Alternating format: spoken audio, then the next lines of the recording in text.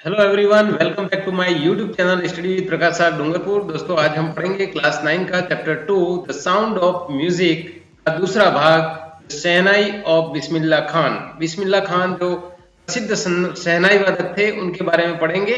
बारे में बहुत ही शानदार टॉपिक है, आप लोग पूरे ध्यान से देखें और समझने का प्रयास करें। आइए शुरू करते हैं। इसका पहला भाग ध्यान से देखें और समझें। Think of the Senai, and the first thing you will probably imagine is a wedding or a similar occasion or function. Think of Senai. जब आप सहनाई के बारे में सोचते हैं, and the first thing you will probably imagine, पहली चीज, first thing का मतलब पहली चीज, you will probably का मतलब क्या है? संभवतया।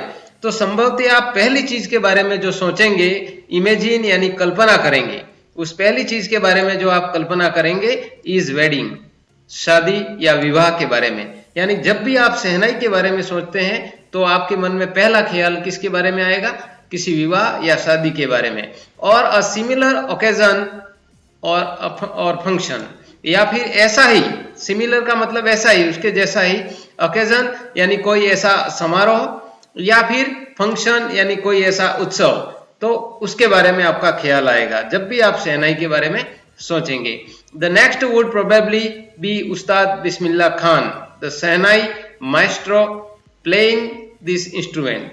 और उसके बाद अगर कोई आपके मन में विचार आएगा, नेक्स्ट अगला विचार, वुड प्रोबेबली शायद संभवतया उस्ताद बिस्मिल्लाह खान के बारे में आप सोचेंगे।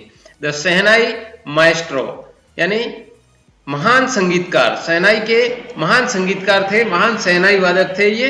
प्लेइंग दिस इंस्ट्रूमेंट, जो इस वाद्य यंत्र को बजाते थे, तो उसके बारे में आज हम पढ़ेंगे। आइए शुरू करते हैं। Emperor Aurangzeb banned the playing of musical instrument called pungi in the royal residence. तो एम्परर यानी सम्राट या शासक या बादशाह, एम्परर का मतलब बादशाह है, बादशाह औरंगजेब बैंड का मतलब क्या है? उसने प्रतिबंध लगा दिया। The playing of musical instrument, musical instrument का मतलब संगीत यंत्र, संगीत के जो वाद्य यंत्र हैं उनको बजाने पर प्रतिबंध लगा दिया। किसने? सम्राट औरंगजेब ने, बादशाह औरंगजेब ने। और कोल्ड पुंगी, जिसको क्या कहते थे? पुंगी इन द रॉयल रेजिडेंस, यानी उनके शाही, रॉयल का मतलब शाही, रेजिडेंस का मतलब निवास, शाही निवास में, उनके शाही निवास स्थान पर जो वाद्य यंत्र पुंगी बजाया जाता था, उस पुंगी वाद्य यंत्र पर बादशाह औरंगजेब ने प्रतिबंध लगा दिया। It had a Srila unpleasant sound. अब प्रतिबंध क्यों लगा दिया? क्योंकि इसकी जो आवाज थी, साउंड का मतलब ध्वनि, उसकी जो ध्वनि थी वो श्रील थी। श्रील का मतलब तीखी उसकी आवाज थी, एंड अनप्लीजेंट यानी अप्रिय, तीखी और अप्रिय, जो हमारे कानों को प्रिय नहीं लगे, ऐसी आवाज होने के कारण उन्होंने पुंगी पर प्रतिबंध लगा दिया। नेक्स्ट आगे क्या होता है? Pungi became the generic name for reeded noise makers. Pungi became क्या बन गई? जेनरिक नेम, सामान्य नाम या जातिगत नाम बन गया एक पुंगी का। नेम फॉर रीडिड, रीडिड का मतलब नरकोल से बने, फूंक से बजने वाला वाद्य यंत्र को कहते हैं रीडिड। रीडिड का मतलब जो नरकोल से बने और जिसको फूंक से बजाने वाला वाद्य यंत्र होता है। और नॉइज मेकर का मतलब तेज आवाज करने वाला। तो एक इस प्रकार की जाति का ये पुंगी जो थी वो फूंक से बजने वाली चीज थी, और वो क्या है? तेज आवाज करने वाली थी। नॉइज मेकर्स तेज आवाज करने वाला यंत्र था। Few had thought that it would one day B revived. Few का मतलब FEW, फ्यू का मतलब नहीं के बराबर। इसके आगे अगर ए लगा देते हैं तो FU का मतलब कुछ लोग, तो फ्यू, केवल फ्यू है, इसका मतलब नहीं के बराबर। हैड थॉट, थॉट का मतलब सोचना, तो नहीं के बराबर लोगों ने ऐसा सोचा था, दैट कि it would one day B revived, और एक दिन ये बहुत लोकप्रिय हो जाएगी, ऐसा नहीं के बराबर। यानी फ्यू का मतलब किसी ने नहीं सोचा था, ऐसा किसी ने भी नहीं सोचा था कि पुंगी जो है वो एक दिन बहुत ज्यादा लोकप्रिय हो जाएगी। फिर क्या होता है देखते हैं। अ barber of family of professional musician. ये प्रोफेशनल का मतलब व्यवसायिक, पेशेवर जो संगीतकार थे, म्यूजिशियंस का मतलब पेशेवर जो संगीतकार थे, उनके परिवार से एक नाई, उनके परिवार का एक नाई, बार्बर यानी पेशेवर परिवार, पेशेवर संगीतकार थे, उनके परिवार का एक नाई, who had access to the royal palace, जिसकी एक्सेस यानी पहुंच थी, रॉयल पैलेस का मतलब शाही महल में, एक्सेस का मतलब पहुंच या पेट, उसको वहां जानते थे, उतनी जान पहचान थी, वो वहां आता जाता रहता था, तो शाही दरबार में, रॉयल पैलेस में उसकी इतनी पहुंच थी। Decided to improve the tonal quality of pungi, और उसने क्या किया, डिसाइडेड निश्चय किया, उसने ये निश्चय किया कि इम्प्रूव का मतलब सुधार करना, इम्प्रूव का मतलब क्या है, सुधारना, टोनल क्वालिटी, टोनल का मतलब स्वर संबंधी, क्वालिटी का मतलब गुण, तो ऑफ द पुंगी, तो पुंगी का जो स्वर संबंधी गुण था उसको सुधारने का उस नाई ने क्या किया, डिसाइडेड यानी निश्चय किया कि वो पुंगी की जो स्वर का गुण है, स्वर संबंधी जो गुण है उसको सुधारने का उसने तय किया। फिर आगे क्या होता है, he chose a pipe with a natural hollow stem, उसने एक पाइप यानी एक नली, जिसको अपन मुरली भी कहते हैं, कृष्ण भगवान जो बजाते हैं मुरली, तो इस तरीके से एक उसने ऐसा पाइप चुना, with a natural hollow stem, और नेचुरल का मतलब प्राकृतिक, होलो का मतलब खोखला, और स्टेम का मतलब तना, तो उसका तना था वो अंदर से खोखला था, खाली था, कहने का मतलब होलो स्टेम, होलो का मतलब खोखला और स्टेम का मतलब तना, तो उसका तना है वो अंदर से खोखला था। ऐसी एक प्राकृतिक वस्तु को का उन्होंने यानी उस पाइप को उन्होंने चुना, that was longer and broader than the pungi, और वो क्या था, लॉन्गर एंड ब्रॉडर यानी ज्यादा लंबा और चौड़ा था, किससे, देन द पुंगी, पुंगी से थोड़ा कुछ ज्यादा यानी लंबा और चौड़ा था। And made 7 holes on the body of the pipe, और उस पाइप का जो आकृति थी उसमें उसने 7 छेद किए, कितने, 7 होल किए, होल यानी छिद्र किए, बनाए। When he played on it, और जब उसने उसको बजाया, closing and opening some of these holes, और ये जो हॉल बने हुए थे, दीज हॉल्स यानी छिद्र बने हुए थे, उनमें से कुछ हॉल को, कुछ छिद्र को, क्लोजिंग एंड ओपनिंग बंद करना और खोलना, बंद करते हुए और खोलते हुए जब इसने उसको बजाया, soft and melodious sound were produced, बहुत ही सॉफ्ट यानी मधुर, एंड मेलोडियस, मेलोडियस का मतलब सुरीली, मधुर और सुरीली आवाज प्रोड्यूस्ड यानी उत्पन्न हुई, तो उससे बहुत ही सुरीली और मधुर आवाज उत्पन्न होने लगी। क्या किया उसने, पुंगी से थोड़ा बड़ा जो है तना लिया उसने, और उसमें 7 छिद्र किए, और उन छिद्रों को खोलते हुए और बंद करते हुए इस प्रकार बजाया कि उससे सुरीली और मधुर आवाज है वो निकलने लगी।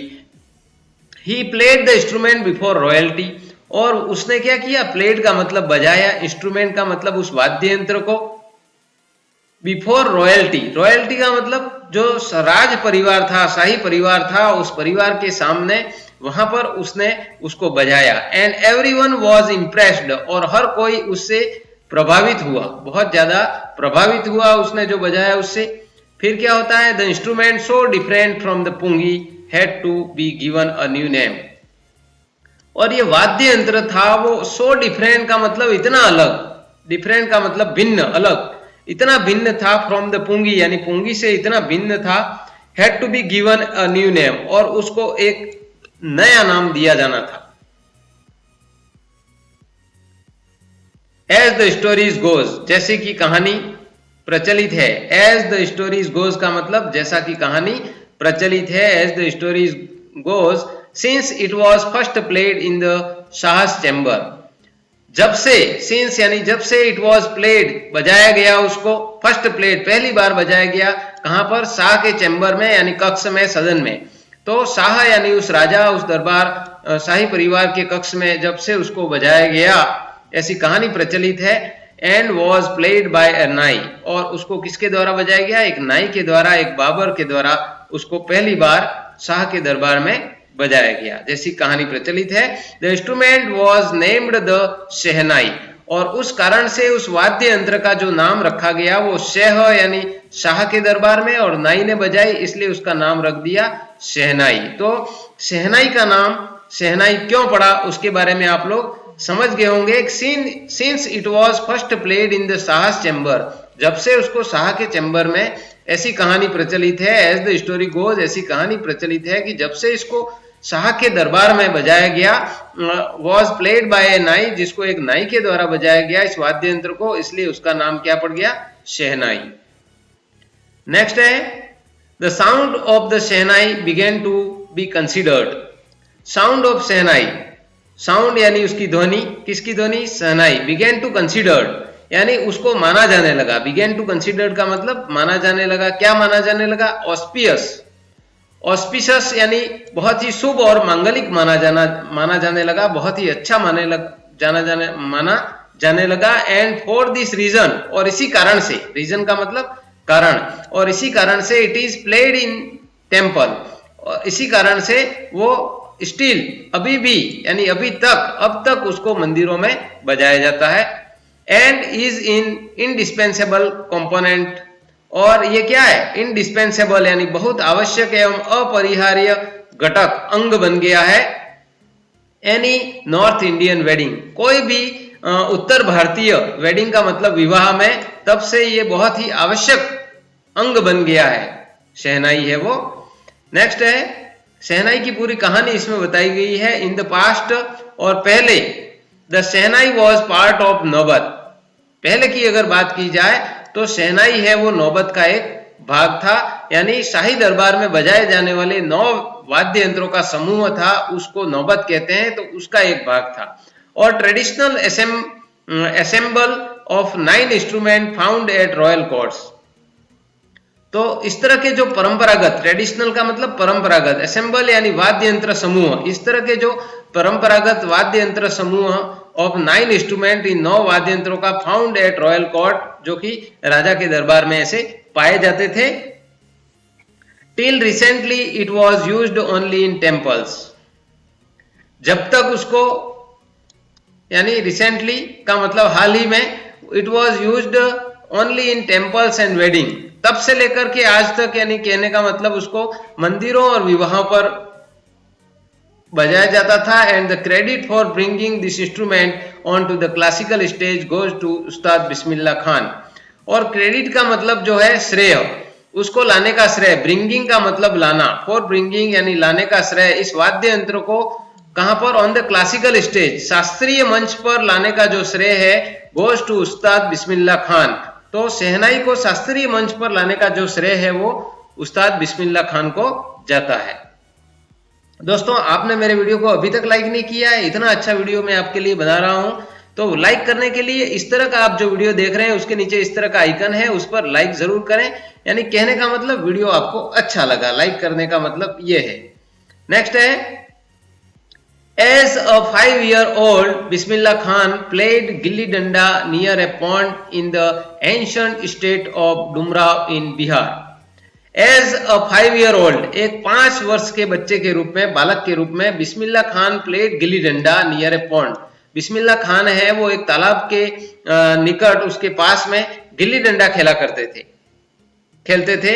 इन द एंशिएंट स्टेट, और प्राचीन जो राज्य है, ऑफ डुमराव इन बिहार, प्राचीन जो राज्य बिहार के डुमराव नामक स्थान पर, तालाब के किनारे, बिस्मिल्लाह खान जब 5 वर्ष के थे तो वो गिल्ली डंडा खेलते थे। स्टेट यानी जागीर, तो जागीर का मतलब जमीन से होता है, डुमराव में इनकी जो जागीर थी वहां पर वो इस तरह से खेला करते थे। He would regularly go to the nearby Bihari ji temple, और वो रेगुलरली यानी नियमित रूप से, रेगुलरली यानी, और नियर बाय का मतलब निकटस्थ, तो पास में ही एक बिहारी जी का टेम्पल था, वहां पर वो नियमित रूप से जाया करते थे। कौन जाया करते थे, Ustad Bismillah Khan, to sing the Bhojpuri chaita, वहां पर वो भोजपुरी चेता को गाने के लिए उस मंदिर में जाया करते थे। At the end of which he would earn a big laddu weighing 1.25 kg, तो उस भोजपुरी चेता गाने के अंत में, एट द एंड, उसके अंत में, विच ही वुड अर्न का मतलब कमाना, प्राप्त करते थे, वो क्या प्राप्त करते थे, बिग लड्डू, एक बहुत बड़ा लड्डू, वेइंग 1.25 kg, 1.25 किलो का एक लड्डू है वो उस बजाने के अंत में उनको प्राप्त होता था। A prize given by the local maharaja, और वहां के जो स्थानीय महाराजा थे उनके द्वारा एक पुरस्कार के रूप में उनको गिवन यानी दिया जाता था ये 1.25 किलो का लड्डू। नेक्स्ट है दिस हैपेंड 80 years ago, और ये सब 80 वर्ष पहले होता था, 80 वर्ष पहले हुआ। And the little boy has travelled far, और ये जो छोटा सा लड़का है उसने बहुत ही लंबी यात्रा की, to earn the highest civilian award in India. तो भारत का हाईएस्ट यानी सर्वोच्च सिविलियन अवार्ड यानी नागरिक सम्मान, तो भारत का सबसे सर्वोच्च नागरिक सम्मान प्राप्त करने में उसको यानी जो है 80 वर्ष की यात्रा है वो करनी पड़ी in India. The Bharat Ratna से उनको सम्मानित किया गया। दोस्तों वीडियो कैसा लगा उस पर आप कमेंट जरूर करें, नीचे कमेंट बॉक्स है, वीडियो देख रहे हैं उसके नीचे ही जहां टाइप कर सकते हो ऐसा दिख रहा है, वहां पर कमेंट जरूर करें वीडियो आपको कैसा लगा। नेक्स्ट है बोर्न ऑन 21 मार्च 1916, तो 21 मार्च 1916 को उस्ताद बिस्मिल्लाह खान का जन्म हुआ। Bismillah belong to a well known family of musicians from Bihar, तो बिस्मिल्लाह खान है वो एक जाने माने, वेल नोन का मतलब जाने माने, प्रतिष्ठित प्रसिद्ध फैमिली यानी परिवार, संगीतकार का जो परिवार था बिहार में, जाने माने संगीत परिवार से वो संबंध रखते थे। His grandfather, उसके दादाजी Rasool Bakhsh Khan was the shehnai nawaz of Bhojpur king's court, Bhojpur राजा के दरबार में, कोर्ट का मतलब दरबार, तो भोजपुर राजा के दरबार में वो शहनाई नवाज यानी शहनाई बजाने का जो है कार्य करते थे। दोस्तों आपने वीडियो अपने दोस्तों को अभी तक शेयर नहीं किया है तो आप वीडियो देख रहे हैं उसके नीचे इस तरह का आइकन बना हुआ है, इस आइकन पर आप क्लिक करेंगे तो क्लिक करने के बाद आपके सामने व्हाट्सएप आपको दिखेगा स्क्रीन पर, वहां पर क्लिक करके 2-4 ग्रुपों में और अपने दोस्त जो भी हैं उन सबको वीडियो आप जल्दी से शेयर कर दें ताकि वे भी इस टॉपिक को पढ़ सकें, समझ सकें। नेक्स्ट है हिज फादर पैगंबर बख्श, उनके पिताजी का नाम क्या था? पैगंबर बख्श। किसके पिताजी का? उस्ताद बिस्मिल्लाह खान के पिताजी का नाम पैगंबर बख्श था। And other paternal ancestors were also great shehnai players, और उनके दूसरे पूर्वज, पैटर्नल का मतलब पैतृक, एंसेस्टर का मतलब पूर्वज, तो उनके अन्य पैतृक पूर्वज थे वो भी ग्रेट शहनाई वादक थे, वो भी अच्छी शहनाई बजाते थे। दोस्तों आपने चैनल को सब्सक्राइब नहीं किया है तो आपको मेरे वीडियो है वो लगातार मिलेंगे नहीं। उसके लिए आपको क्या करना है, अगर आप मेरे चैनल पर नए हैं और अभी तक आपने सब्सक्राइब नहीं किया हो तो आप जो वीडियो देख रहे हैं उसके नीचे अगर रेड अक्षर में सब्सक्राइब लिखा हुआ आ रहा है तो वहां पर आप क्लिक करें और इसको ग्रे कर दें ताकि आपके द्वारा चैनल सब्सक्राइब हो जाएगा। फिर उसके बाद आपको बेल आइकन दिखेगा, उस पर क्लिक करके ये ऑल नोटिफिकेशन को ऑन कर लें ताकि सारे वीडियो की जानकारी आपके यूट्यूब पर इसका नोटिफिकेशन आ जाएगा, इसकी सूचना आ जाएगी और आप किसी भी वीडियो को मिस नहीं करेंगे, सारे वीडियो आप देख पाएंगे। नेक्स्ट है the young boy took to music early in life, यानी टुक टू म्यूजिक यानी पसंद करने लगा, यानी उस संगीत को, वो छोटा लड़का जो था वो टुक टू म्यूजिक यानी म्यूजिक को पसंद करने लगा अर्ली इन लाइफ, अपने जीवन के शुरुआत के दिनों से ही वो संगीत पसंद करने लगे। एट द एज ऑफ 3, जब वो 3 साल के थे, when his mother took him to his maternal uncle, जब उसकी माँ है, मैटरनल अंकल का मतलब उसके मामा के यहाँ उसकी माँ है वो उनके घर पर ले गई, और उनका घर कहाँ था? बनारस में, और नाउ वाराणसी, अभी उसको वाराणसी के नाम से जाना जाता है। Bismillah was fascinated watching his uncle practise the shehnai, और बिस्मिल्लाह जो है वो फैसिनेटेड का मतलब क्या है? मोहित हो गए, मंत्रमुग्ध हो गए, वॉचिंग यानी देखकर, हिज अंकल प्रैक्टिस द शहनाई, तो उसके जो मामा थे वो शहनाई बजाने का जो अभ्यास करते थे, प्रैक्टिस करते थे, उसको देख करके वो मंत्र मुग्ध हो गए, बहुत ही मोहित हो गए, उनको बहुत अच्छा लगने लगा। Soon Bismillah started accompanying his uncle Ali Bakhsh to the Vishnu temple of Banaras, और जल्दी ही शीघ्र ही बिस्मिल्लाह खान है स्टार्टेड, उन्होंने शुरू कर दिया अकम्पनीज हिज अंकल, उनके मामा के साथ में उन्होंने जाना शुरू कर दिया। उनके मामा का नाम क्या था? अली बख्श। वो कहाँ जाते थे? विष्णु टेम्पल ऑफ बनारस, तो बनारस के विष्णु टेम्पल में उनके साथ जाने का इन्होंने शुरू कर दिया। Where Bakhsh was employed to play the shehnai, और वहां पर बक्स हैं वो शहनाई बजाने के लिए उनको एम्प्लॉयड किया गया था, रखा गया था, नियुक्त किया गया था शहनाई बजाने के लिए। नेक्स्ट है अली बक्स वुड प्ले द शहनाई। अली बक्स हैं वो जब भी शहनाई बजाने लगते यानी शहनाई बजाने लगते। And Bismillah would sit captivated for hours on end. Bismillah Khan है वो क्या करते, सीट यानी बैठ जाते, कैप्टिवेटेड का मतलब मंत्र मुग्ध होकर के बैठ जाते, फॉर आवर्स ऑन एंड, उसके अंत होने तक, घंटों तक वो मंत्र मुग्ध होकर के बैठे रहते। स्लोली, धीरे धीरे, स्लोली का मतलब धीरे धीरे। He started getting lesson in playing the instrument, और इस वाद्य यंत्र को बजाने के लिए उन्होंने क्या किया, लेसन यानी उसकी शिक्षा लेना शुरू कर दिया। And would sit practicing throughout the day. Throughout the day का मतलब दिन भर, और दिन भर सीट यानी बैठ करके वो प्रैक्टिसिंग यानी अभ्यास करते रहते, पूरा दिन यानी दिन भर वो बैठ करके उसका प्रयास करते रहते। For years to come the temple of, और इस प्रकार से